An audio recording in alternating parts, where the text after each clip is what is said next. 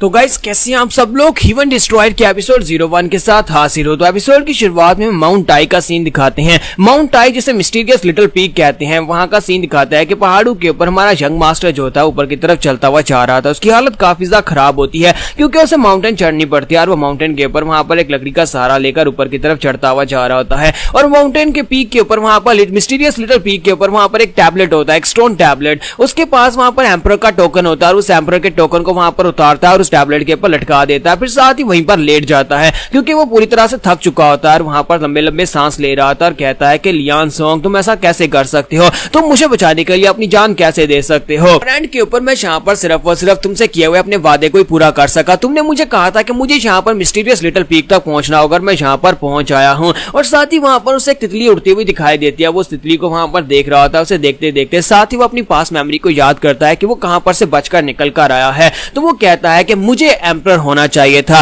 क्योंकि वो यहाँ पर एम्परर बन चुका था, यानी कि वो एम्परर का बेटा। तो जाहिर सी बात है एम्परर की जगह के ऊपर उससे ही एम्परर होना चाहिए था। लेकिन जब वो एम्परर बना तो एम्परर बनने के साथ उसके मुखालिफ यहाँ पर बहुत सारे लोग थे जो नहीं चाहते थे कि वो एम्परर बने। तो इसी के साथ ही वो अपने पास का सीन दिखाता है जहां पर उसके ग्रैंडफादर जो कि पिछले एम्परर थे वो उससे पूछते हैं कि पोते ये बताओ कि तुम पावर के बारे में क्या जानते हो, पावर किसको कहते हैं। तो हमारा यंग मास्टर जून से कहता है कि ग्रैंडफादर मैं पावर के बारे में जानता हूँ, पावर फूलों की तरह होती है। तो वो उसे कहता है बेटा पावर फूलों की तरह कैसे होती है, क्या तुम यहाँ पर मुझे एक्सप्लेन करोगे। तो उसी के साथ ही उनसे कहता है कि हाँ मैं यहाँ पर आपको इस बात को एक्सप्लेन करता हूँ। मुझे लगता है कि फूल बहुत ज्यादा खूबसूरत होते हैं, फूल बहुत ज्यादा नोबल होते हैं। हालांकि वो बहुत ज्यादा लो लेवल होते हैं लेकिन इसके बावजूद सभी लोग जो है वो हमारे कैपिटल में इन फूलों के इर्द गिर्द आकर जमा होते हैं। सभी लोग इन फूलों को देखने के लिए आते हैं। इसका मतलब यह है कि फूल जो है वो बहुत ज्यादा कमजोर भी है और बहुत ज्यादा पावरफुल भी है। इसी वजह से तो सभी लोग आकर उसके आसपास खड़े होते हैं। इसी के साथ ही ग्रैंडफादर उसका जवाब सुनने के बाद उसे उठा लेते हैं और कहता है कि मेरा जू तुम तो वाकई में बहुत ज्यादा समझदार है, मुझे लगता है कि तुम आगे जाकर एक बहुत ही अच्छे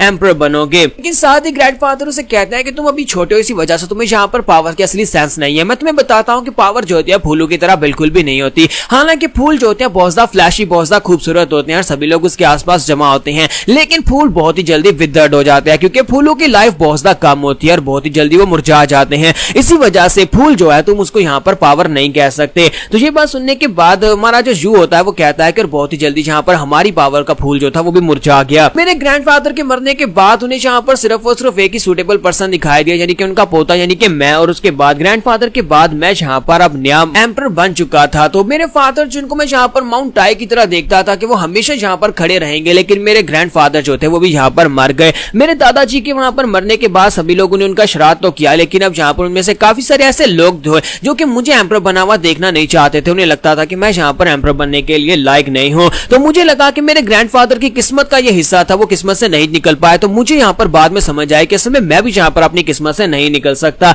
ये मेरी भी किस्मत थी कि मुझे यहाँ पर ये सब कुछ फेस करना था। तो जब वो यहाँ पर यंग एम्परर बन जाता है तो एम्परर बनने के बाद प्रिंस जैन जो होता है यानी कि उसका एक जनरल जो होता है वो बगावत कर देता है। वो आर्मी की एक टुकड़ी लेकर उसके पैलेस के ऊपर आकर धावा बोल देता है और उसे कहता है कि मैं यहाँ पर तुम्हें आखिरी वार्निंग दे रहा हूँ, अपना क्राउन उतारो और चुपचाप यहाँ पर गद्दी से नीचे हट जाओ। चाहे यहाँ पर तुम्हारे एम्परर ने यानी लेट एम्परर ने मरने से पहले जो भी यहाँ पर कहा हो, लेकिन तुम्हारे जैसा एक बच्चा एम्परर बनने के लायक नहीं है और पूरे के पूरे एम्पायर को नहीं चला सकता। अगर तुम यहाँ पर कंट्री के बारे में वाकई में सोचते हो तो चुपचाप यहाँ पर गद्दी के ऊपर से हट जाओ और मुझे नया एम्परर बनने दो, वरना मैं यहाँ पर तुम्हें तुम्हारे साथ साथ जितने भी तुम्हारे वफादार लोग हैं उन सभी लोगों को मार डालूंगा, यानी कि तुम्हारे जैसे कचरे को हम लोग खुद ही यहाँ पर से हटा देंगे। असल बात यह है कि यंग मास्टर जू जो है उसने यहाँ पर कोई भी मार्शल आर्ट्स नहीं सीखी हुई, जिसकी वजह से वो काफी ज्यादा कमजोर है और वो बहुत ज्यादा घबरा जाता है। चिल्लाकर से कहता है अंकल जैन आप ये क्या कर रहे हैं, आप यहाँ पर मेरे खिलाफ क्यों हो गए हैं। और इसी के साथ ही वो आगे हंसना शुरू कर देता है और कहता है कि मैं तुम्हारे खिलाफ क्यों नहीं होऊंगा, कमीने कहीं के। तुम यहाँ पर एक थ्रोन के ऊपर बैठे हुए, तुम्हें क्या लगता है कि तुम एम्परर बनने के लायक हो, जबकि मैं यहाँ पर मौजूद हूँ। तुम्हारा दादा यहाँ पर तुम्हें कैसे एम्परर बनाकर जा सकता है।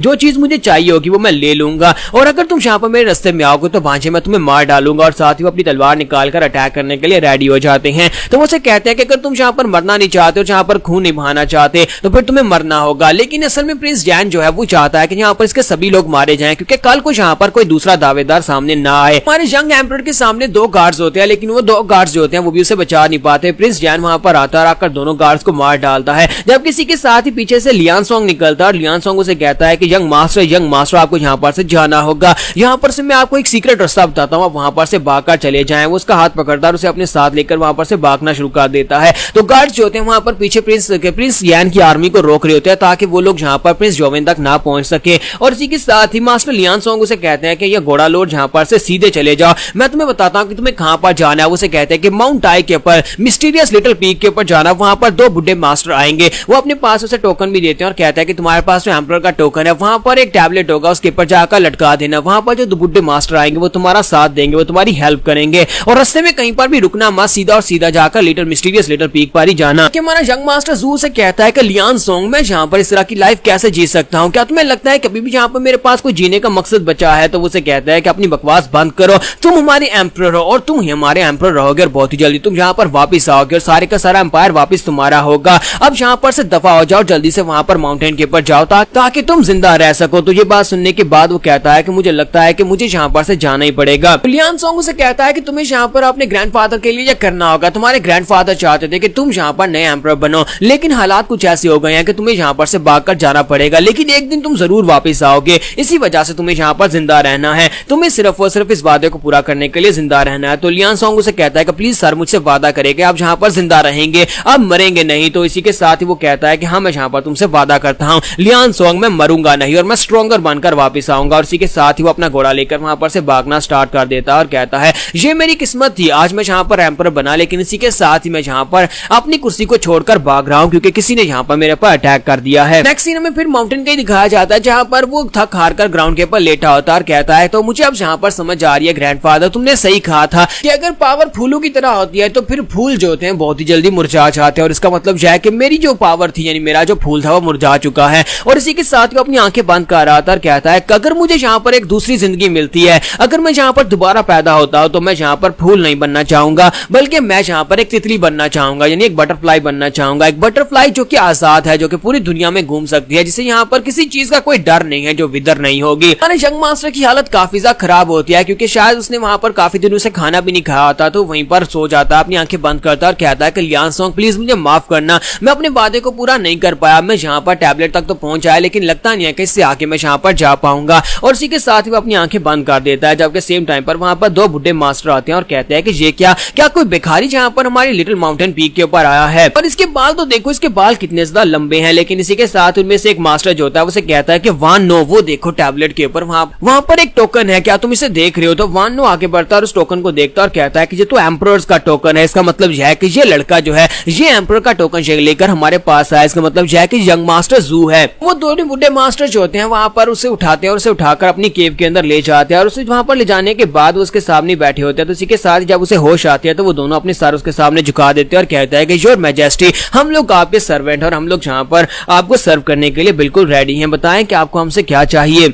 जबकि हमारा जू उठकर बैठता और कहता है क्या मैं अभी तक जिंदा हूँ? मुझे कौन सी जगह, तुम लोग कौन हो? तो वो दोनों से अपने बारे में बताते हैं कि हम दोनों जुड़वा भाई हैं और आपके ग्रैंडफादर के सीक्रेट सोल्जर्स भी हैं। हम दोनों को यहाँ पर इस माउंटेन के ऊपर रहने के ऑर्डर्स मिले थे और हम लोग तब से इस माउंटेन के ऊपर रह रहे हैं। तो एक उसे कहता है कि मेरा नाम वान नो है, दूसरा उसे कहता है कि मेरा नाम हुई नो है और हम लोग यहाँ पर आपको सर्व करने के लिए हैं। यहाँ पर हम लोग अपनी एपिसोड 01 का एंड करेंगे और नेक्स्ट एपिसोड में देखेंगे कि हमारा यंग मास्टर किस तरह से पावर हासिल करके वापस जाएगा। तो एपिसोड की एक्सप्लेनेशन अच्छी लगी हो तो कमेंट करके जरूर बताइएगा और वीडियो को लाइक करना मत भूलिएगा। Thank you. तो गाइस कैसे हैं आप सब लोग? हीवन डिस्ट्रॉयर के एपिसोड 02 के साथ हाजिर हो। तो लास्ट एपिसोड के एंड पे हमने देखा था कि वानो और इल्नो दोनों भाई जो होते हैं वहां पर से हमारे यंग मास्टर जू को उठाकर केव के अंदर ले जाते हैं, जहां पर उठने के बाद उन दोनों से पूछता है कि तुम लोग कौन हो? तो वो से कहते हैं कि हमने आपकी जान बचाया क्योंकि आपके पास वहां पर एक टोकन था, उसे एम्परर्स टोकन कहता है, जो कि सिर्फ और सिर्फ एब्सोल्यूट मोनार्च के पास हो सकता है, यानी कि हमारे कंट्री के एम्परर की लिनिएज के पास ही हो सकता है। तो वानो से कहता है कि हमारे एम्परर होंग वू यानी कि आपके दादाजी ने हमें इस बारे में पहले से बता दिया था, उन्हें पता था कि यहाँ पर बहुत सारे ऐसे प्रिंस है जो कि आपके एम्परर बनने के बाद रिबेलियन कर सकते हैं, इसी वजह से उन्होंने यहाँ पर एम्परर टोकन के बारे में बताया था। और लियान सोंग को भी सब कुछ पता था। मुझे लगता है कि लियान सोंग ने आपको यहाँ पर मिस्टीरियस लिटिल पीक के बारे में बताया होगा। हम लोग पिछले कई सालों से यहाँ पर रहकर इस चीज की तैयारी कर रहे थे कि जब यंग मास्टर कभी यहाँ पर आएंगे तो हम उनकी मदद करेंगे, हम उनको गाइड करेंगे, हम लोग यहाँ पर आपको ग्रेट मिंग एम्पायर को वापस हासिल करने में आपकी मदद करने वाले हैं। जबकि हमारा जो एम्परर होता है यानी कि हमारा यंग मास्टर होता है उसे यहाँ पर दोबारा से अपना एम्पायर हासिल करने में कोई कोई दिलचस्पी नहीं होती। तो वो कहता है कि नहीं, मुझे ये सब कुछ नहीं चाहिए,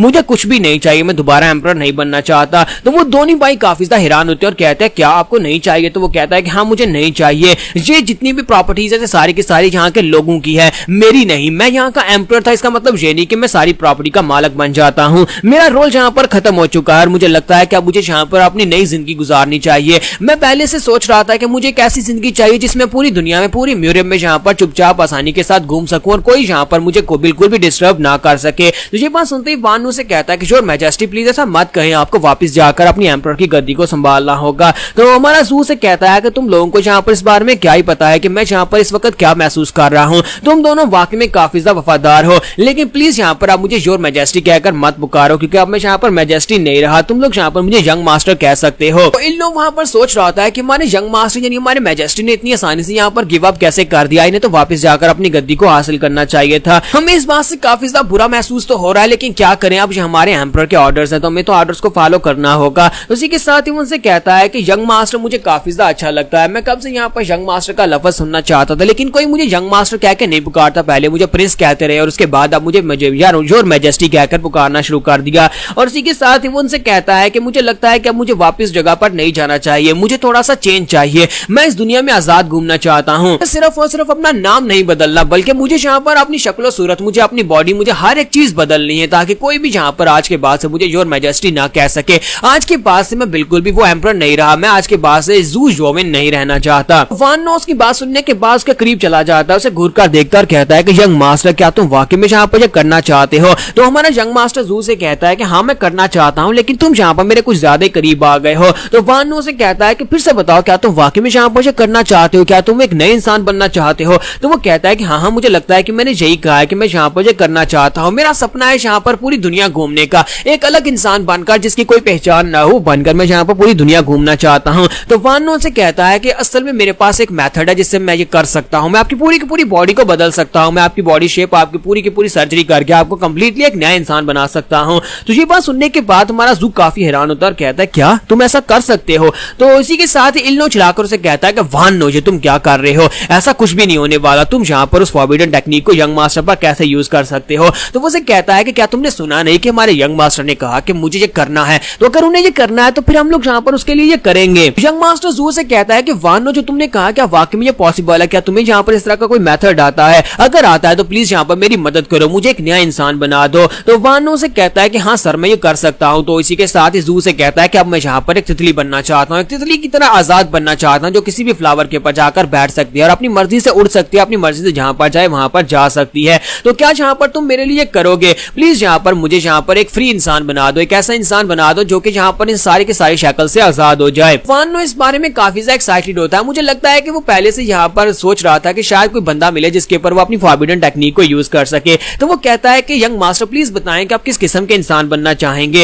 यंग मास्टर जू से कहता है क्या मेरे पास यहाँ पर इसको चूज करने के ऑप्शन है कि मैं यहाँ पर कुछ भी बन सकता हूँ, तो तुम ही बताओ कि यहाँ पर मुझे किस तरह का इंसान बनना चाहिए। तो वो उसे कहता है कि यहाँ पर हिस्ट्री में बहुत सारे पावरफुल लोग गुजर चुके हैं, मैं यहाँ पर आपको कोई ऐसा इंसान बना सकता हूँ यानी किसी दूसरे की आत्मा आपकी बॉडी के अंदर डाल सकता हूँ, लेकिन वो मरा हुआ होना चाहिए, यानी कि कोई पुराना आदमी जो हिस्ट्री में भी हो जिससे के बारे में हम लोग जानते हो। अगर आप चाहें तो मैं यहाँ पर आपको नेपोलियन बना सकता हूँ, मैं आपको चंगेज खान बना सकता हूँ, या फिर आपको हिटलर बना सकता हूँ। इसके साथ ही वो उनसे कहता है कि यहाँ पर अगर मैं एक औरत बनना चाहूँ तो क्या वो भी बन सकता हूँ? तो वो उसे कहता है कि हाँ बन सकते हैं, लेकिन मुझे नहीं लगता कि आपको अपनी बॉडी के अंदर किसी औरत को फिट करना चाहिए, वो आपके लिए काफी ज्यादा कॉम्प्लिकेटेड हो जाएगा। इसी के साथ ही मैं जू से कहता तो फिर मुझे समझ आ गई मुझे क्या बनना है। क्या तुम यहाँ पर जांग हो यानी कि म्यूजियम में, पास म्यूजियम के अंदर से किसी बहुत ही स्ट्रॉन्गेस्ट हीरो को मेरी बॉडी के अंदर डाल सकते हो? तो वो उसे कहता है कि आप यहाँ पर म्यूजियम की बात कर रहे हैं, म्यूजियम तो बहुत ही खतरनाक जगह हुआ करती थी, यानी कि कभी यहाँ पर म्यूजियम हुआ करती थी जिसे हम लोग यहाँ पर इस वर्ल्ड को म्यूजियम कहते हैं, जहाँ पर सभी लोग तलवारें यूज किया करते थे। वान नो से कहता है तो म्यूजियम में से आप कौन सा इंसान बनना चाहेंगे? तो हमारा जू कहता है कि मुझे हिस्ट्री का कुछ भी नहीं पता, क्या तुम्हें पता है कि म्यूजियम के वक्त में यहाँ पर सबसे ज्यादा स्ट्रॉन्गेस्ट इंसान कौन सा?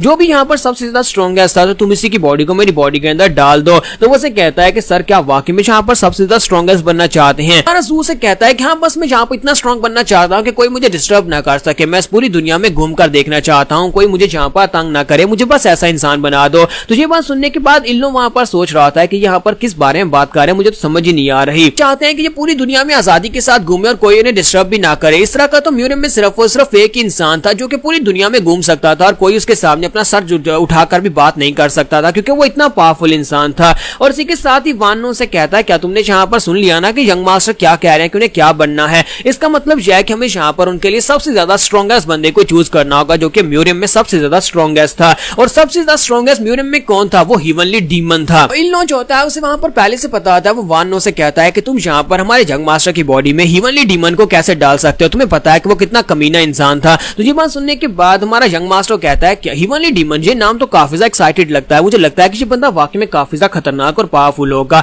तो वो कहता है ठीक है, मुझे यही बंदा चाहिए, मैं चाहता हूं कि तुम मुझे हीवनली डीमन बना दो। तो ये बात सुनने के बाद वो लोग कहते हैं कि आप वाकई में श्योर हैं कि आप हीवनली डीमन बनना चाहते हैं? तो इसी के साथ ही वहां पर रिचुअल स्टार्ट हो जाता है। तो इल्नो जो होता है वो एक सर्जन होता है और वो जाकर उसकी बॉडी के ऊपर यानी उसकी बॉडी को रीशेप करता है, उसकी पूरी बॉडी को वहां पर पूरी तरह से बदल देता है ताकि कोई इसको पहचान ना पाए। और साथ ही वहां पर हमारा जो वानो होता है वो एक रिचुअल परफॉर्म कर रहा होता है जिससे कि वो हीवनली डीमन की आत्मा को वापस बुला सके, म्यूरियम के वर्ल्ड से या फिर अंडरवर्ल्ड से उसे वापस बुलाकर इसकी बॉडी के अंदर डाल सके। तो रिचुअल के लिए उसके पास वहां पर एक कल्टीवेशन बुक होती है जिसके अंदर वो रिचुअल का मेथड लिखा होता है। साथ ही उसके पास 2 पिल्स होती हैं। 2 पिल यानी कि एक पिल को खिलाकर वो किसी की बॉडी के अंदर दूसरे की आत्मा को डाल सकता है, लेकिन उसके पास एक एक्स्ट्रा पिल होती है। तो फिलहाल के लिए वो यहाँ पर एक ही पिल को यूज करने वाला और वहां पर उसने बहुत सारी मोमबत्तियां जला रखी होती है और वहीं पर बीच में बैठकर वो इस स्पेशल रिचुअल को परफॉर्म कर रहा था और कहता है योर मैजेस्टी एम्परर को इस बारे में पता था लेकिन हम पहले कभी इस रिचुअल को परफॉर्म नहीं कर पाए क्योंकि ये रिचुअल काफी ज्यादा खतरनाक भी साबित हो सकता है, लेकिन आज हमें यहाँ पर इस रिचुअल को यूज करना ही पड़ेगा। इसके साथ ही वो हुइनो से कहता है कि हुइनो बताओ क्या सब कुछ रेडी है, क्या तुमने उसकी बॉडी की सर्जरी कर दी है? हुइनो से कहता है कि हाँ मैंने यहाँ पर सारी की सारी सर्जरी परफॉर्म कर दिया, मुझे जो कुछ भी करना था मैंने उसकी बॉडी को मॉडिफाइड कर दिया है,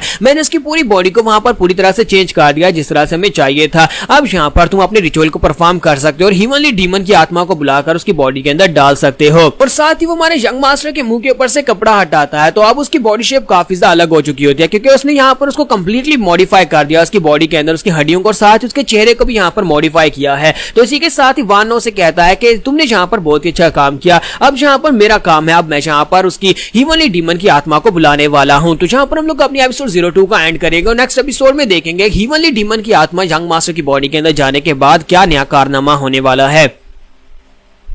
तो गाइस कैसे हैं आप सब लोग? हीवनली डिस्ट्रॉयर के एपिसोड 03 के साथ हाजिर हो। तो लास्ट एपिसोड के एंड में हमने देखा था कि प्रिपरेशंस तैयार हो चुकी हैं, हमारे यंग मास्टर जू की बॉडी को कंप्लीटली मॉडिफाई कर दिया गया है। अब यहाँ पर वानो की बारी है। तो वानो कहता है कि अब मैं यहाँ पर उस आत्मा को बुलाने वाला हीवनली डीमन की और इसी के साथ ही वो कहता है तो यहाँ पर क्या चीज रेडी है, क्या सब कुछ रेडी है? और इसी के साथ ही वहां पर वो आसमान की तरफ देखता है, साथ ही रिचुअल को परफॉर्म करता है और कहता है कि हीवनली डीमन मैं यहाँ पर तुम्हें बुलाता हूँ, हीवनली डीमन यहाँ पर आ जाओ। तो हीवनली डीमन उसके सामने अपीयर होता है। हीवनली डीमन की आत्मा जब उसके सामने अपीयर होती है तो उसे कहते हैं कि तुम्हारी हिम्मत कैसे हुई, तुमने यहाँ पर मेरे इटर्नल स्लंबर को हराब किया, मैं कई सौ सालों से बड़े आराम से सो रहा था और तुमने यहाँ पर मुझे डिस्टर्ब कर दिया है, तुम्हारी हिम्मत कैसे हुई ये करने की? तो ये बात सुनने के बाद वानो कहता है कि ये बहुत ज्यादा इंपॉर्टेंट है, मुझे इसके साथ निगोशिएट करना होगा क्योंकि अगर यहाँ पर हम लोग इस लेवल पर फेल हो गए तो यंग मास्टर की बॉडी के अंदर हम लोग क्या डालेंगे? तो वो उसे कहता है कि हम तुम्हें यहाँ पर एक नई जिंदगी देने वाले हैं, उस लड़के की बॉडी के अंदर चले जाओ। तो ये हीवनली डीमन उसे कहता है कि तुम यहाँ पर मुझे एक नई जिंदगी दोगे, मुझे एक नई जिंदगी बिल्कुल भी नहीं चाहिए,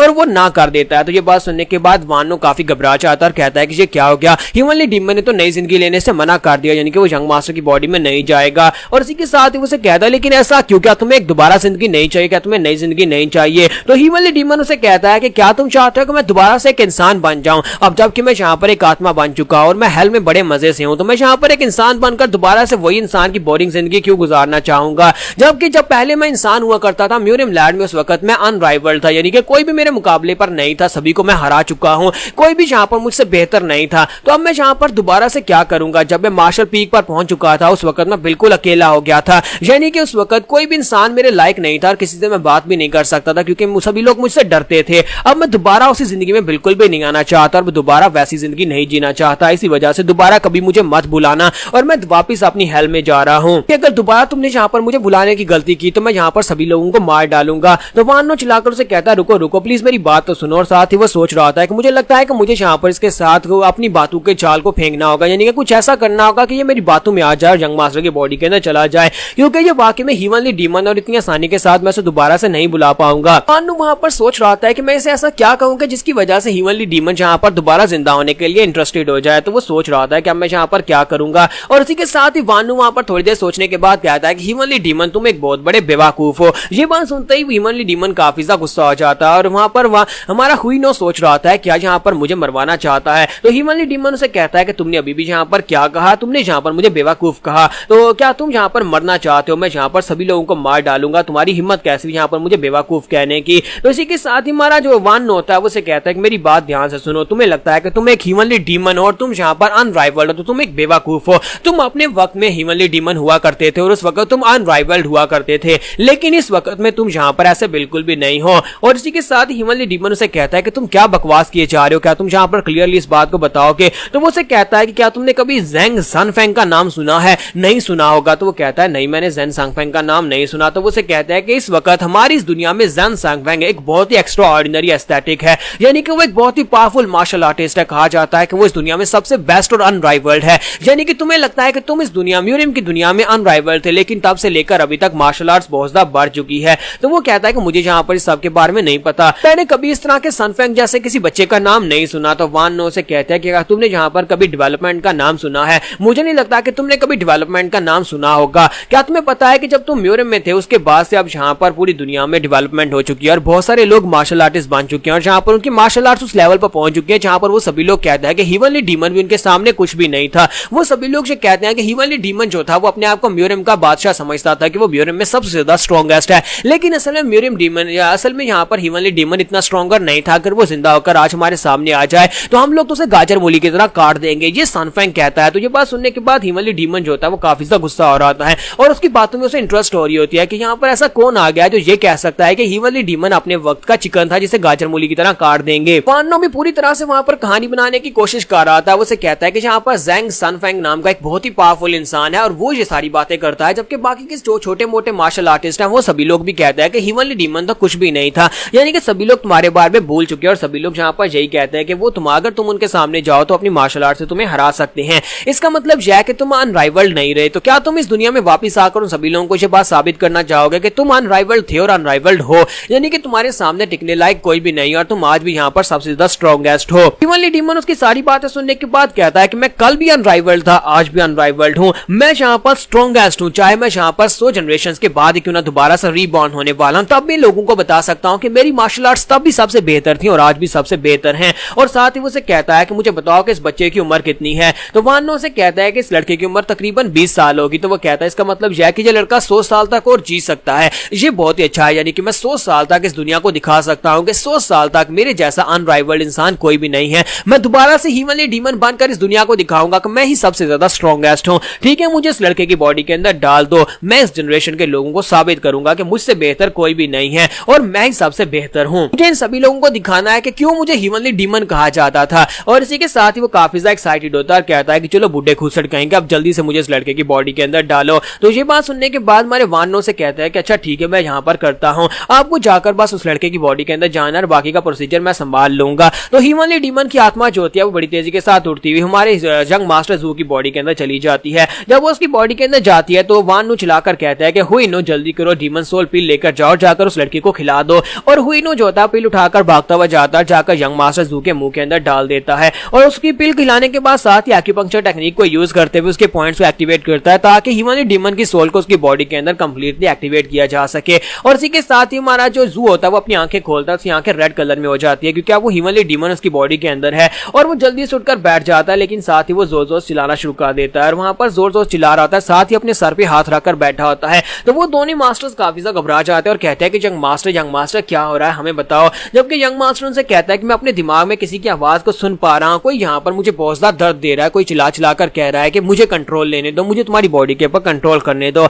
आज किसकी आवाज है? तो इसी के साथ ही मास्टर वानो जो होते हैं उसकी पल्स को चेक करते हैं और कहते हैं कि जो तो बहुत बड़ी गलती हो गई और साथ ही उसके माथे के ऊपर अटैक करते हैं, सॉरी उसके माथे के ऊपर उंगली रखकर चेक करने की कोशिश करते हैं, लेकिन उनके ऊपर अटैक होता है। तो ये हमारा हुईनो से कहता है कि क्या हो गया वानो, यहाँ पर चल क्या रहा है? तो वानो से कहता है कि हमारा प्रोसीजर फेल हो गया है, कि फाउंडेशन वाली जो बेस हमने बनाई थी वो फेल हो गई है। हम तो यहाँ पर हीवनली डीमन को इसकी बॉडी के अंदर एक्टिव करने वाले थे, लेकिन असल में यहाँ पर इसकी बॉडी के अंदर दो कॉन्शियसनेस है, इसकी अपनी कॉन्शियसनेस और साथ ही हीवनली डीमन की कॉन्शियसनेस। और हीवनली डीमन जो है वो उसकी कॉन्शियसनेस को कंप्लीटली दबाने की कोशिश कर रहा है ताकि वो यंग मास्टर की बॉडी के ऊपर कंप्लीट कब्जा कर सके। तो हुईनो से कहता है कि ये नहीं होना चाहिए, अगर इस तरह हो रहा है इसका मतलब यह है कि दोनों में से एक यहाँ पर कंप्लीटली डिस्ट्रॉय हो जाएगा, एक यहाँ पर कंप्लीटली खत्म हो जाएगा और उसका माइंड जो है ब्रेक डाउन हो जाएगा और उसके बाद हीवनली डीमन कंप्लीटली इसकी बॉडी के ऊपर कब्जा कर लेगा। जाएगा और हम लोग ऐसा बिल्कुल भी नहीं कर सकते। तो हुइनो से कहता तो फिर हीवनली डीमन को इसकी बॉडी के अंदर से निकाल कर वापस भेजो। तो वानो से कहता है लेकिन मैं ऐसा नहीं कर सकता, मुझे सिर्फ और सिर्फ हीवनली डीमन को बुलाने का तरीका पता है, मुझे वापस भेजने का तरीका नहीं पता।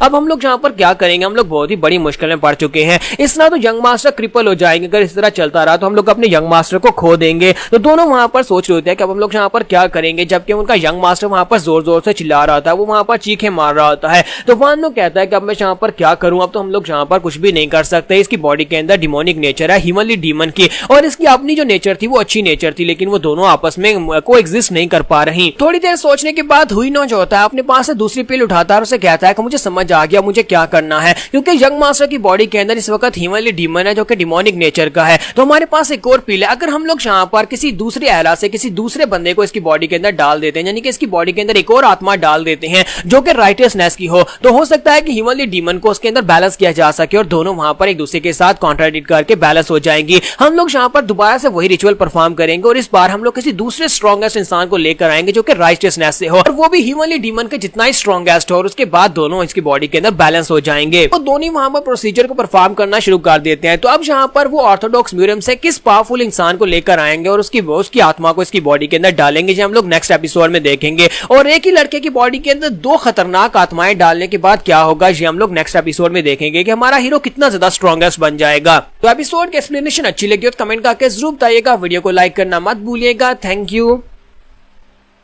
तो गाइस कैसे हैं आप सब लोग, हीवन डिस्ट्रॉयर के एपिसोड 04 के साथ हाजिर हो। तो लास्ट एपिसोड के एंड पे हमने देखा था कि जब हमारा हीरो जो होता है यानी यंग मास्टर जू जो होता है उसकी बॉडी फेल हो जाती है अपनी बॉडी के अंदर हीवनली डीमन को कंटेन करने के लिए। तो इसी के साथ ही वहां पर मास्टर वानु जो होते हैं वो कहते हैं कि हमारे पास एक और पिल है, तो हम इस पिल की मदद से उसकी बॉडी के अंदर एक और बंदे को डाल सकते हैं जो कि राइटियस सेक्टर से होगा, जो कि उसकी बॉडी के अंदर हीवनली डीमन की एनर्जी को बैलेंस कर सकता है। तो वो लोग दोबारा से वहां पर प्रोसीजर को स्टार्ट कर देते हैं। तो हुइनो जो होता है वो पहले जहां पर इसके खिलाफ होता है, लेकिन क्योंकि अब यंग मास्टर की जान भी तो बचा रही है, तो उसी वजह से वो दोनों वहां पर इसको रेडी करते हैं। तो हमारा वानो कहता है कि मुझे यहाँ पर पता नहीं है कि मैं किसको बुलाने वाला, मैं बस यहाँ पर ऑर्थोडॉक्स म्यूजियम के किसी बहुत ही महान कैरेक्टर को बुला लेता हूँ जो कि उस वक्त यानी कि इस वक्त सबसे ज्यादा राइटियस होगा। तो इसी के साथ ही वो लोग वहां पर इसको करने के लिए तैयार हो जाते हैं, क्योंकि उनके पास ज्यादा समय नहीं होता और सोचने का टाइम भी नहीं होता कि किसको बुलाएं। इसी वजह से वानो कहता है कि जो भी लेजेंडरी कैरेक्टर है वो यहाँ पर आ जाए। और दूसरी तरफ से मास्टर हुइनो जो होते हैं वो जल्दी से अपनी एक्यूपंक्चर टेक्निक को यूज करते हुए दोबारा से उसकी बॉडी को वहां पर रेडी करते हैं और इसी के साथ ही वहां पर वो अपने प्रोसीजर को कंप्लीट कर लेते हैं। तो हमारा यंग मास्टर जो कि हमारा जो एम्पर बनने वाला है उसकी बॉडी के अंदर इस वक्त दो एनर्जीज आ चुकी हैं, एक डिमोनिक नेचर की है और दूसरी जो है वो हीवनली नेचर की है। और दोनों जब वहां पर आपस में मिक्स होती है तो हमारा नया एम्पर जो है वो क्रिएट होता है, यानी कि हमारा जो एम्पर है वो इसके इस वक्त है जिसके पास हीवनली राइटियस अलायंस और हीवनली डीमन अलायंस की तरफ से दो मास्टर्स आ चुके हैं और दोनों उसकी बॉडी के अंदर हैं। उसकी बॉडी जो होती है वहां पर बैलेंस हो जाती है। तो इसी के साथ ही मास्टर वान और मास्टर हुइनो दोनों वहां पर बेहोश पड़े होते हैं, क्योंकि वो लोग भी इस प्रोसीजर के दौरान बहुत ज्यादा थक जाते हैं। और हमारा यंग मास्टर जो होता है उठकर खड़ा हो जाता है और उनके पास आता है, तो उनसे कहता है कि तुम दोनों यहाँ पर क्या कर रहे हो। तो वो दोनों उठकर मास्टर की तरफ देखते हैं और कहते हैं कि यंग मास्टर क्या तुम ठीक हो। तो वो उनसे कहता है कि हाँ मैं ठीक हूँ, लेकिन मुझे यहाँ पर भूख लग रही है। तो इसी के साथ ही वो उनसे कहता है क्या मेरे लिए कुछ खाने को लेकर आओगे। तो हमारा यंग मास्टर जो है बिल्कुल यहाँ पर हाजिन की तरह ही दिखाई दे रहा है और काफी ज्यादा हैंडसम और काफी बॉडी शॉडी भी बना ली हुई है। तो दोनों मास्टर उसके लिए खाना लेकर आते हैं, तो वहीं पर बैठकर खाना खाना शुरू कर देता है। तो मास्टर हुइनो और मास्टर वानो जो होते हैं साइड के ऊपर खड़े देख रहे होते हैं क्या वाकई में हम लोग सक्सेसफुल रहे, यहाँ पर कुछ भी चेंजेस दिखाई क्यों नहीं दे रहे। और यहाँ पर हुइनो कहता है क्या हम कामयाब हुए। तो वानो कहता है हाँ मुझे लगता तो है हम लोग कामयाब हो गए हैं। जबकि हमारा यंग मास्टर जो होता है उसकी बॉडी के अंदर दोनों मास्टर्स होते हैं, राइटियस मॉन्क और साथ में उनका हीवनली डीमन, तो दोनों वहां पर बात कर सकते हैं। तो हीवनली डीमन जो होता है वो कहता है कि बकवास, यहाँ पर क्या कामयाब हो गए, तुमने यहाँ पर मेरी बॉडी के अंदर किसी और को भी डाल दिया है। तो हमारा जो जू होता है वो दोनों की बातें सुन रहा था। तो उसी के साथ हीवनली डीमन कहता है कि इन लोगों की हिम्मत कैसी हुई यहाँ पर मुझे इस लड़के की बॉडी के अंदर ट्रैप करने की, वो भी एक दूसरे मॉन्क के साथ जो कि हमेशा यहाँ पर राइटियसनेस की बात करता है। तो मॉन्क उसे कहता है कि मुझे लगता है कि तुम वाकई में वही हीवनली डीमन हो जो बहुत ज्यादा फेमस थे, मैंने तुम्हें कभी देखा तो नहीं लेकिन आज पर्सनली तुम्हें मिल रहा हूं, तुम तो वाकई में काफी ज्यादा कूल हो। तो दूसरी तरफ उसके पास हीवनली मॉन्क होता है, एक तरफ उसके पास हीवनली डीमन होता है। तो वो दोनों यहाँ पर आपस में बहस कर रहे होते हैं, जबकि हमारा जू दोनों से कहता है कि बस करो बहुत हो गया, तुम दोनों यहाँ पर मुझे चैन से खाना भी नहीं खाने दे रहे। तुम दोनों को लगता कहता है कि तुम लोग इस वक्त मेरी बॉडी के अंदर अकेले हो, मैं भी यहाँ पर इस बॉडी के अंदर हूँ, यानी कि हम तीनों इस वक्त सेम बॉडी के अंदर हैं। तो हीवनली डीमन कहता है कि कमीनों कहेंगे तुम लोगों ने यहाँ पर मेरे साथ क्या कुछ किया है और तुम्हारी हिम्मत कैसे भी यहाँ पर मुझसे इस तरह से बात करने की। मैं ग्रेट हीवनली डीमन हूँ जो कि जनरेशन टू जनरेशन बहुत ज्यादा पावरफुल था और तुम यहाँ पर मुझसे बदतमीजी कर रहे हो। जू से कहता है कि अपनी बकवास बंद करो, इस वक्त तुम मेरी बॉडी के अंदर हो, मैं यहाँ पर तुम्हें कंट्रोल कर रहा हूँ। जब पहले तुम्हें मेरी बॉडी के अंदर डाला गया था उस वक्त तुम काफी ज्यादा शोर मचा रहे थे और मैं यहाँ पर चैन भी नहीं ले पा रहा था, लेकिन अब जब से यहाँ पर हीवनली मॉन्क आया है तब से तुम यहाँ पर काफी ज्यादा शांत हो। तो हीवनली डीमन चिल्लाकर उसे कहता है कि तुम लोग यहाँ पर वाकई में बहुत ज्यादा कमीने हो, तुम लोग यहाँ पर मुझे हीवनली मॉन्क के साथ कैसे डाल सकते हो। जबकि हीवनली मॉन्क उसे कहता है कि अमिताभा अमिताभा तुम यहाँ पर गुस्सा क्यों कर रहे हो। जबकि हमारा जू चिल्लाकर उनसे कह रहा था कि मैं कह रहा हूँ कि शोर बचाना बंद करो। और हुईनो और वानु दोनों साइड के ऊपर खड़े हैरान परेशान खड़े होते हैं और कहता है कि यंग मास्टर को हो क्या गया है, ये किससे बातें कर रहे हैं। और इसी के साथ ही वो लोग जो होते हैं वहां पर उसे कुछ मेथड्स बताते हैं किस तरह से वो इन दोनों पावर्स को अपनी बॉडी के अंदर सप्रेस कर सकते हैं, क्योंकि उन लोगों ने यहाँ पर इसकी बॉडी के अंदर दो बहुत ही पावरफुल जो कि म्यूरियम के वक्त के बहुत ही पावरफुल फिगर्स थे, यानी कि हीवनली डीमन जो कि अपनी डिमोनिक कल्टीवेशन टेक्निक्स के हवाले से जाना चाहता था और सबसे ज्यादा स्ट्रॉन्गेस्ट था, और दूसरी तरफ से राइटियस सेक्टर का एक बहुत ही बड़ा मॉन्क जो कि शाओलिन टेंपल का मॉन्क था, उसे यहाँ पर इसकी बॉडी के अंदर डाल दिया गया है। लेकिन क्योंकि हीवनली मॉन्क काफी ज्यादा अच्छा इंसान है, इसी वजह से हमारा जूस की तारीफ करता है और कहता है कि मुझे महसूस हो रहा है कि मेरी बॉडी के अंदर एक बहुत ही अच्छा इंसान आ गया है। तो उसे कहता है कि सर मॉन्क आपका बहुत बहुत शुक्रिया, आपकी वजह से हीवनली डीमन जो है वो यहाँ पर अपनी डिमोनिक करतूत नहीं कर पा रहा, अब वो यहाँ पर मुझे परेशान भी नहीं कर सकता। फिर साथ ही वो दोनों मास्टर से कहता है कि दोनों मास्टर तुम लोगों का बहुत बहुत शुक्रिया, तुम लोगों ने यहाँ पर मुझे वो आजादी दे दी जो मुझे चाहिए थी, अब मैं यहाँ पर एक बटरफ्लाई की तरह इस पूरी दुनिया में आजाद घूम सकता हूँ। तो इसी के साथ ही हमारा जू जो होता है उन दोनों मास्टर से कहता है कि प्लीज मेरे लिए और खाना लेकर आओ, मुझे काफी ज्यादा भूख लगी है। तो मास्टर हुईनो से कहते हैं कि अच्छा ठीक है, और हमारा वानो भागता हुआ उसके लिए खाना लेने के लिए चला जाता है। जबकि वहां पर हुईनो सोच रहा होता है कि हमारे मैजेस्टी पहले से काफी ज्यादा बदल गए हैं, ऐसे लगता है कि जैसे इनकी बॉडी के अंदर दोनों पावर्स के जाने के बाद वो इनके ऊपर अपना असर डाल रही हैं, एक इसे डिमोनिक बनाने की कोशिश कर रही है और एक इसे राइटियस बनाने की कोशिश कर रही है, जिसकी वजह से यहाँ पर बैलेंस क्रिएट हो रहा है। ये तो अच्छी बात है कि हमने इसकी बॉडी के अंदर दो अलग अलग पावर्स डाली हैं, वरना अभी तक ये हीवनली डीमन बनकर इसने आसपास के एरिया को बर्बाद कर दिया होता। तुम्हारा फानू जो होता है वो मास्टर हुईनो से कहता है कि मास्टर हुईनो तुम अभी तक यहाँ पर क्या सोच रहे हो, जल्दी से जाओ मेरे लिए पानी लेकर आओ। तो वो कहता है जी यंग मास्टर मैं अभी जाता हूँ,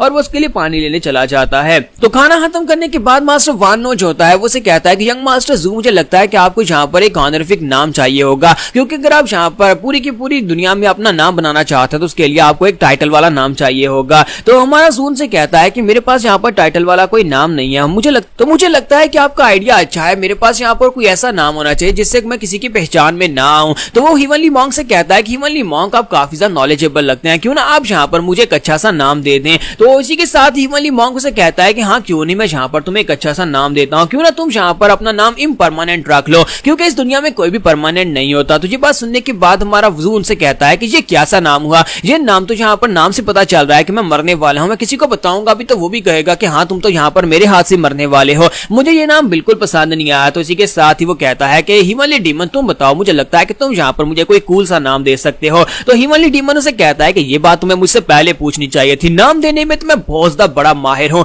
और मैंने यहाँ पर लोगों को ऐसे ऐसे नाम दिए हैं जैसे तुम सोच भी नहीं सकते। तो हमारा मौजू से कहता है कि बस करो जल्दी से नाम बताओ, तुमने यहाँ पर अपनी तारीफें करना शुरू कर दी। तो हीवनली डीमन उसे कहता है चलो फिर ठीक है, जरा सोच कर बताओ ये नाम कैसा है, मैं तुम्हें यहाँ पर आयरन ब्लडेड शूरा का नाम देता हूँ। तो ये बात सुनते ही हमारा जू जो होता है उसकी बात सुनने के बाद हैरान होता है, फिर साथ उसे कहता है क्या मैं तुम्हें यहाँ पर कोई डिमोनिक कल्ट का बंदा नजर आता हूँ जो तुम मुझे यहाँ पर इस तरह का नाम दे रहे हो, मुझे इस तरह का नाम नहीं चाहिए, तुम मुझे यहाँ पर कोई ऐसा नाम दो जो कि काफी ज्यादा अच्छा और सुनने में कूल भी हो। तो तुम यहाँ पर मुझे शूरा का नाम दे रहे हो, ये तो एक डीमन का नाम है, मैं कोई फॉरेन रेस से हूँ, मैं कोई एलियन तो नहीं हूँ, मुझे यहाँ पर कोई अच्छा सा नाम चाहिए। तो ये बात सुनने के बाद डीमन किंग वहां पर गुस्सा आ रहा था और कहता है कि मैं इस कमीने बच्चे की बॉडी के अंदर आ कैसे गया, एक ना एक दिन मैं यहाँ पर इस लड़के की बॉडी के ऊपर कब्जा कर लूंगा, उसके बाद देखना मैं अपने हीवनली डीमन के नाम के साथ ही पूरी दुनिया को तबाह करूंगा और उस पूरी दुनिया के ऊपर राज करने वाला हूँ। और वो अंदर ही अंदर वहां पर अपनी खिचड़ी पका रहा था जब, और साथ ही वो कहता है कि अभी मैं यहाँ पर तुम्हारी बॉडी के ऊपर कंट्रोल कर लेता हूँ। तो हीवनली डीमन अपनी पावर्स को रिलीज करता है और हमारे जू की बॉडी के ऊपर कब्जा करने की कोशिश करता है। वो थोड़ी देर जोर लगाता है लेकिन वो नहीं कर पाता, तो वो भी काफी ज्यादा घबरा जाता है, कहता है कि ये क्या हो रहा है, मैं इसकी बॉडी के ऊपर कब्जा क्यों नहीं कर पा रहा। तो इसी के साथ ही वो देखता है कि हीवनली मॉन्क वहां पर अपनी पावर्स को रिलीज कर रहा होता है, क्योंकि वो दो होते हैं, एक साइड के ऊपर हीवनली मॉन्क और हमारा जू दोनों होते हैं, इसी वजह से वो उसकी बॉडी के ऊपर अकेला कब्जा नहीं कर सकता। तो इस बात से वो काफी ज्यादा गुस्सा होता है कि वो अकेले यहाँ पर इसकी बॉडी पर कब्जा भी नहीं कर सकता। तो वो कहता है कि इस हीवनली मॉन्क की वजह से ये सब कुछ हो रहा है, अगर ये इस बॉडी के अंदर नहीं होता तो मैंने इस लड़के की बॉडी के ऊपर कंप्लीट कंट्रोल कर लिया होता। फिर साथ ही वो कहता है लेकिन कभी ना कभी तो एक वक्त वक्त आएगा जब मैं यहाँ पर इसकी बॉडी पर कब्जा कर लूंगा, और उसके बाद देखना मैं सबसे पहले हीवनली मॉन्क को उठाकर तुम्हारी बॉडी से बाहर फेंकूंगा और उसके बाद ये बॉडी मेरी हो जाएगी। तो यहाँ पर हम लोग अपनी एपिसोड 04 का एंड करेंगे और नेक्स्ट एपिसोड में देखेंगे कि हमारे हीरो को यहाँ पर कौन सा टाइटल नेम मिलने वाला है और कौन यहाँ पर उसे टाइटल नेम देगा।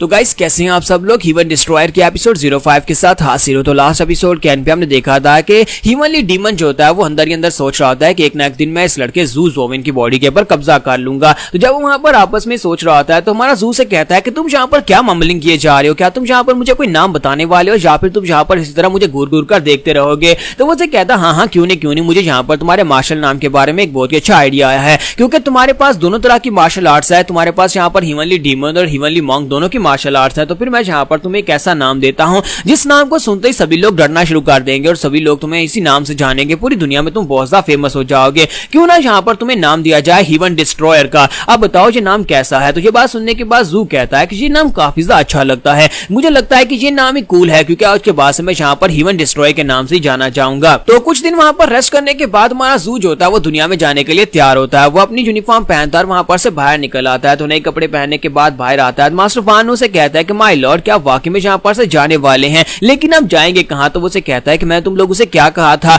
मेरे यहाँ पर अपनी बॉडी को चेंज करवाने का मकसद क्या था, मैं पूरी दुनिया घूमकर देखना चाहता हूँ, मैं देखना चाहता हूँ कि दुनिया में क्या कुछ हो रहा है। हुईनो से कहता है क्या तुम अभी यहाँ पर से जाना चाहते हो, लेकिन अभी तक तुम्हारी बॉडी के अंदर मार्शल आर्ट्स कंप्लीट नहीं हो, क्योंकि तुम्हारे पास उन दोनों की मेमोरीज तो है लेकिन तुमने अभी तक उन मार्शल आर्ट्स को परफॉर्म नहीं किया। तो वो उनसे कहता है कि नहीं कोई मसला नहीं है, मैं अपना ध्यान रख सकता हूँ। तो मास्टर वानो से कहता है लेकिन रुक जाओ प्लीज, यहाँ पर अपनी मार्शल आर्ट्स को तो रिस्टोर कर लो। तो इसी के साथ ही वो उनसे कहता है कि हीवनली डीमन और हीवनली मॉन्क की दोनों मार्शल आर्ट्स की टेक्निक्स, जितनी मार्शल आर्ट्स की टेक्निक्स थी वो सारी की सारी इस वक्त मेरे ब्रेन में है, यानी कि जब चाहे मैं उन लोगों को इनको वहां पर याद कर सकता हूं और उनको सीख सकता हूं। वो दोनों मेरी मदद करेंगे मार्शल आर्ट्स को रास्ते में सीखने में, रास्ते में जाते जाते मैं उनको सीख लूंगा और यहाँ पर मेरे पास फिलहाल के लिए इतनी पावर है कि मैं अपने आप को प्रोटेक्ट कर सकता हूँ। तो हुईनो से कहते हैं कि लेकिन हमें यहाँ पर बिल्कुल भी अच्छा नहीं लग रहा कि हम लोग आपको यहाँ पर से इस तरह से भेज रहे हैं और आपकी सेफ्टी के लिए आपके साथ भी कोई नहीं है। तुम्हारा जून से कहता है कि जरा रुको, मुझे नहीं लगता कि तुम इतनी आसानी के साथ मानने वाले हो। मैं यहाँ पर तुम्हें अपनी स्ट्रेंथ का एक छोटा सा नमूना दिखाता हूं, मैं तुम्हें दिखाता हूं कि मैं अपनी प्रोटेक्शन कर सकता हूं, मैं इतना स्ट्रांग तो हूं कि मैं यहाँ पर रास्ते में आने वाले बैंडिट्स वगैरह को हरा सकता हूं। और इसी के साथ ही वो सामने जाता है, एक बड़े से पेड़ के सामने खड़ा हो जाता है। वो पेड़ जो होता है उसके अपने साइज से भी कुछ 3-4 गुना बड़ा होता है और इसी के साथ ही वो उस पेड़ के सामने खड़ा कर उनसे कहता है जरा गौर से देखना। दोनों बुढ़े मास्टर वहां पर उसी की तरफ देख रहे होते हैं कि यंग मास्टर यहाँ पर क्या दिखाने वाला है। तो इसी के साथ ही हमारा जू जो होता है वो हीवनली डीमन से कहता है कि हीवनली डीमन मैं यहाँ पर तुम्हारी मार्शल आर्ट की टेक्निक को यूज करना चाहता हूँ, क्योंकि तुम्हारी मार्शल आर्ट स्ट्रॉन्गेस्ट है। और इसी के साथ ही वो अपने पंच में पावर को रिलीज करता है और वहां पर एक स्पेशल पंचिंग टेक्निक को यूज करते हुए पेड़ के ऊपर अटैक करता है। और उसके बाद नेक्स्ट सीन में दिखाते हैं कि हमारा जू जो होता है वो चलता हुआ जा रहा होता है, क्योंकि उसे जाने की इजाजत मिल जाती है। दोनों मास्टर्स जो होते हैं वो साइड के ऊपर खड़े रह जाते हैं। तो हमारा जू जो होता है वो दुनिया घूमने के लिए निकल पड़ा। तो मास्टर हुईनो कहते हैं, सॉरी मास्टर वानो कहता है कि मुझे लगता है कि ये ठीक रहेगा, मास्टर अपनी सेफ्टी कर सकते हैं। जबकि हुईनो से कहता है कि हाँ ये बात तो ठीक है, लेकिन क्या तुम्हें नहीं लगता कि ये कुछ ज्यादा हो गया। तो वानो से कहता है कि तुम्हें क्या लगता है कि क्या ज्यादा हो गया, मुझे तो लगता है कि वो अपनी प्रोटेक्शन कर सकते हैं। तो हुईनो से कहता है कि मैं यहाँ पर उसकी प्रोटेक्शन की बात नहीं कर रहा, मैं यहाँ पर म्यूरियम के बाकी लोगों की प्रोटेक्शन की बात कर रहा हूँ।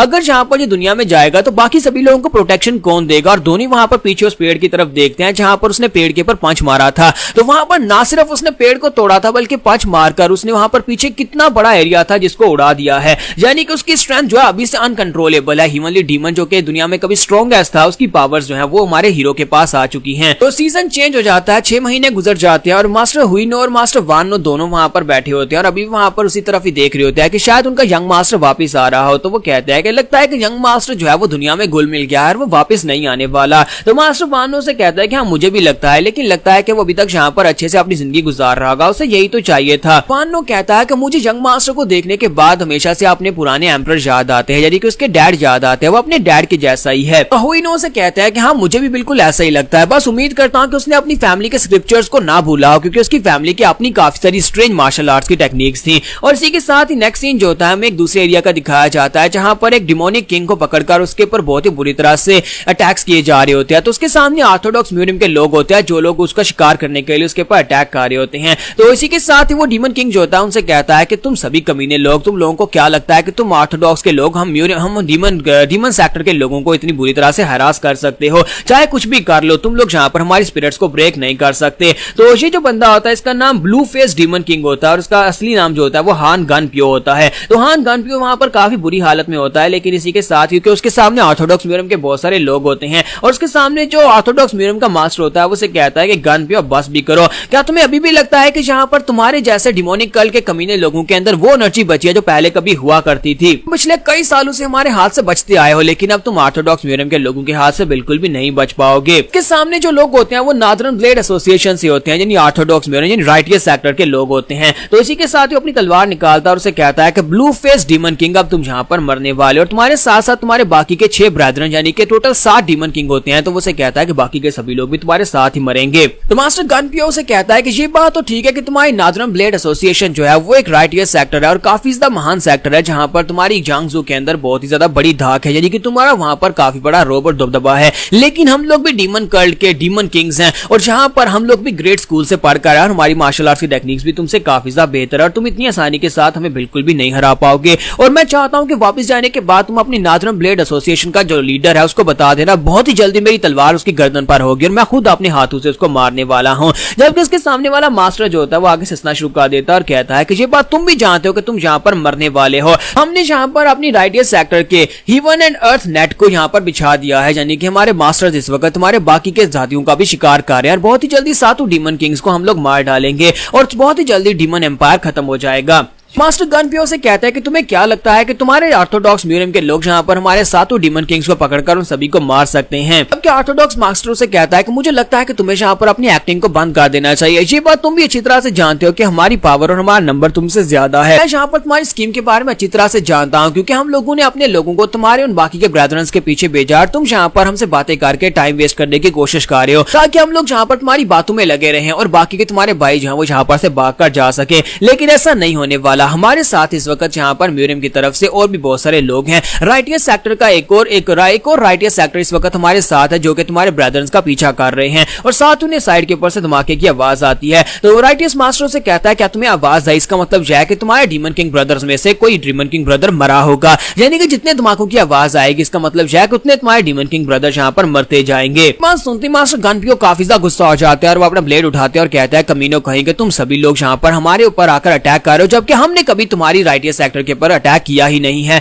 और इसी के साथ ही वो आगे बढ़कर उसे कहता है कि अब यहाँ पर मैं तुम्हें मार डालूंगा। लेकिन जैसे ही वो अपना ब्लेड लेकर उसके करीब पहुंचता है तो उनकी बॉडी पहली बुरी हालत में होती है और राइटियस सेक्टर का मास्टर जो होता है वहां पर उसकी तलवार के साथ अपने अटैक को ब्लॉक करता है और उसको ब्लॉक करने के साथ उसे एक जबरदस्त किक मारता है जिसकी वजह से मास्टर जो होता है पीछे की तरफ गिर जाते हैं और साथ ही अपनी स्वord का हैंडल उसके माथे पे मारता है जिसकी वजह से वो मास्टर गनपियो वहीं पर ग्राउंड के ऊपर गिर जाते हैं और उनके हाथ से उनका ब्लेड भी छूट जाता है। तो मास्टर से कहता है कि तुम्हें क्या लगता है कि हम लोग डिमोनिक सेक्टर को कंप्लीटली डिस्ट्रॉय नहीं कर सकते? अब तुम्हारे पास डिमोनिक सेक्टर के अंदर नए यंग मास्टर्स भी नहीं बचे, यानी कि नए ऐसे डिसाइपल्स भी नहीं बचे जो कि तुम्हारे डीमन किंग्स को रिप्लेस कर सके। जबकि गनपियो से कहता है कि चाहे तुम लोग यहाँ पर हमारे साथ कुछ भी कर लो, चाहे तुम लोग यहाँ पर हम 7 डीमन किंग्स को क्यों ना मार डालो, लेकिन जब हमारा डिमोनिक कल्ट हेवनली डीमन जो है वो यहाँ पर आएगा, यानी हमारा कल्ट लीडर यहाँ पर आएगा, तो फिर तुम लोग क्या करोगे? तो मास्टर से कहता है कि तुम्हें क्या लगता है कि तुम्हारा जो ग्रैंड मास्टर है डिमोनिक पाथ का ह्यूग वूजुंग वो यहाँ पर तुम लोगों को बचाने के लिए आएगा? आज मैं यहाँ पर तुम्हें मरने से पहले तुम्हें एक सीक्रेट बताऊं कि तुम्हारा जो सेक्टर मास्टर है वो तुम्हें अबैंडन कर चुका है। उसे इस बात की बिल्कुल परवाह नहीं है कि तुम लोग जिंदा रहते हो या मर जाते हो। मास्टर गनपियो को भी ये बात सुनने के बाद एक झटका लगता है। तो यहाँ पर हम लोग अपनी एपिसोड 05 का एंड करेंगे और नेक्स्ट एपिसोड में देखेंगे क्या हमारे गनपियो यहाँ पर मरने वाले हैं या फिर हमारा हेवन डिस्ट्रॉयर यहाँ पर बीच में आ जाएगा।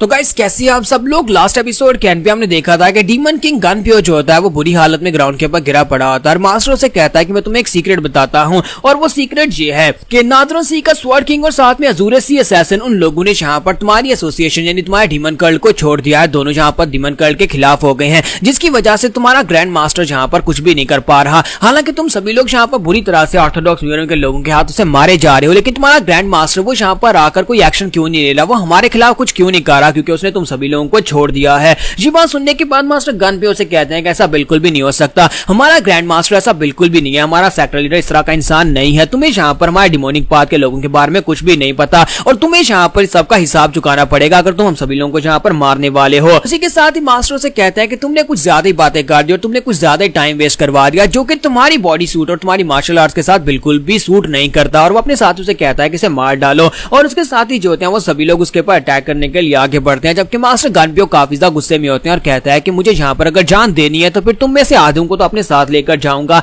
और अपने ब्लेड को उठाते हैं और वहां पर अपने ब्लेड को तेजी के साथ घुमाना शुरू कर देते हैं। तो मास्टर गनप्यो के पास जो स्पेशल मार्शल आर्ट्स की टेक्निक होती है उसका नाम थंडर बोल्ट होता है, और थंडर बोल्ट टेक्निक को यूज करते हुए उसके साथ साथ कुछ नई टेक्निक्स को यूज करते हुए अपनी तलवार को घुमाकर सभी के ऊपर अटैक करना स्टार्ट करते हैं। तो जब वो उनके ऊपर अटैक करते हैं तो काफी सारे म्यूरियम के लोग मारे जाते हैं, और उनमें से जो मास्टर होते हैं वो अपनी तलवार के साथ उसके अटैक को ब्लॉक करते हैं, और इसी के साथ उन्हें पीछे से आवाज आती है। वहां पर 3 मास्टर्स होते हैं अपनी तलवारों के साथ। वो तीनों मास्टरों से कहते हैं कि देखो तो जरा इस कमीने के पास अभी भी एनर्जी बची है कि इसने अपनी ऑरा की को इनहेंस कर लिया है। तो ये बात सुनने के बाद वो जल्दी से पीछे की तरफ घूमने लगता है, लेकिन इसी के साथ वो तीनों मास्टर्स आगे बढ़ते हैं और उसके ऊपर आकर एक जबरदस्त स्ट्राइक लगाते हैं। उन तीनों के अटैक से साथ गनप्यो और भी ज्यादा जख्मी हो जाता है। वो कहता है कि ये क्या इन कमीनों ने यहाँ पर मेरे अटैक को इतनी आसानी के साथ ब्लॉक कर लिया, ये तीनों ही ग्रैंड मास्टर लगते हैं। तो वो तीनों मास्टर्स जो होते हैं वो तीनों ही तियानशान के बहुत ही फेमस तलवारबाज होते हैं, यानी कि वो तियानशान सेक्टर के बहुत ही पावरफुल मास्टर्स होते हैं। तो तियानशान मास्टर्स जो होते हैं उसे कहते हैं कि हाँ गनप्यो, लगता है कि तुम डीमन किंग्स में से आखिरी बचे हो, क्योंकि बाकी के 6 को तो हम लोग मार कर आ चुके हैं,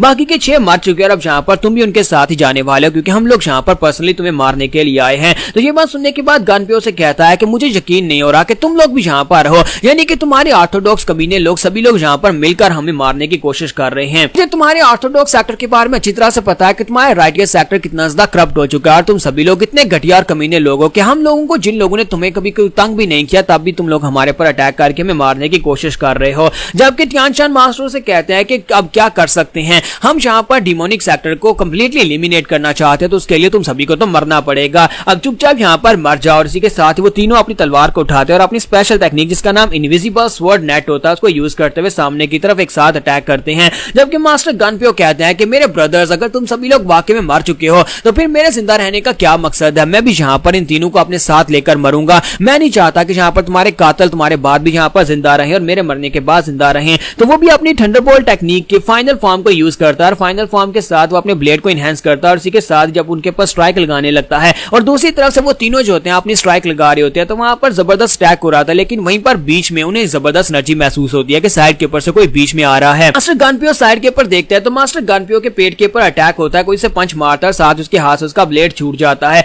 और इसी के साथ ही बाकी के तीनों मास्टर जो अटैक करने के लिए आगे बढ़ रहे थे उन तीनों तियानशान मास्टर्स के हाथ से भी उनके ब्लेड छूट जाते हैं, जैसे कि कोई उनके हाथ से उनके ब्लेड छीन कर ले गया हो। तो इसी के साथ उनके ब्लेड साइड के ऊपर गिरते हैं, तो वो लोग जल्दी से साइड के ऊपर देखते हैं कि अब यहाँ पर कौन आ गया है। तो इसी के साथ ही फाइट वहीं पर रुक जाती है और वो लोग साइड के ऊपर देखते हैं। तो हमारा जून लोगों से कहता है कि तुम सभी लोग बाकी में बहुत ज्यादा पैथेटिक हो, मैं कितनी देर से तुम्हारी फाइट को यहाँ पर देख रहा था, तुम सभी लोग मार्शल मास्टर हो, लेकिन यहाँ पर सिर्फ और सिर्फ बकवास किए जा रहे हो, तुम्हें तो अभी तक यहाँ पर एक दूसरे के सर काट देने चाहिए थे। लेकिन तुम सभी की फाइट देखने के बाद मुझे लगता है कि अब यहाँ पर मुझे खुद आकर फाइटिंग का मजा लेना चाहिए, क्योंकि मेरा भी खून खोल रहा है फाइट करने के लिए। तो तियानशान मास्टर्स वहां पर सोच रहे होते हैं कि आखिर ये लड़का कौन है, इसकी स्पीड इतनी कैसे हो सकती है कि इसने हमारे हाथों से हमारे वेपन्स को छीन लिया, आखिर ऐसा लड़का कहां से आया होगा, हमने पहले कभी इसके बारे में क्यों नहीं सुना। तो इसी के साथ ही वो लोग उससे कहते हैं कमीने कहीं कि तुम कौन हो और तुम यहाँ पर हमारे साथ आकर प्रैंक्स क्यों कर रहे हो, दूसरे की फाइट में अपनी टांग क्यों अड़ा रहे हो। तुम्हारा सून से कहता है कि तुम्हें क्या लगता है कि मैं यहाँ पर बीच में अपनी टांग क्यों अड़ा रहा हूँ, क्योंकि मुझे भी यहाँ पर थोड़ा सा मजा करना है, इसी वजह से मैं यहाँ पर बीच में अपनी टांग अड़ा रहा हूँ। इसी के साथ ही हमारा जून से कहता है कि मुझे एक बात तो बताओ, क्या आज की म्यूजियम में ऐसा रूल नहीं होता, क्योंकि हमारी म्यूजियम में तो ऐसा रूल होता था जहां पर अगर किसी